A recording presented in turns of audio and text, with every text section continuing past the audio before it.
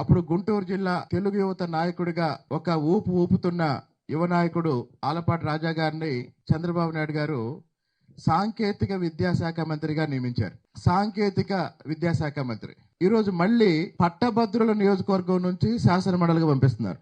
కాబట్టి చంద్రబాబు నాయుడు గారు, ఇందాక రాజా గారు చెప్తున్నారు, చంద్రబాబు నాయుడు గారు ముఖ్యమంత్రి అయ్యే సమయానికి అంటే 1995 నాటికి నాకు రాష్ట్రంలో తెలిసిన ఇంజనీరింగ్ కాలేజీలు ఒక 5-6 ఉండేవి. బాపట్ల ఇంజనీరింగ్ కాలేజీ బాగా చెప్పుకునేవాళ్ళు.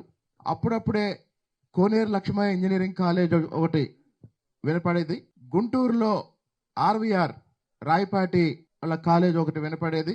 ఆ తర్వాత విజ్ఞాన్ ఇంజనీరింగ్ కాలేజ్ ఇంకా అప్పుడు తెలియదన్న నాకు.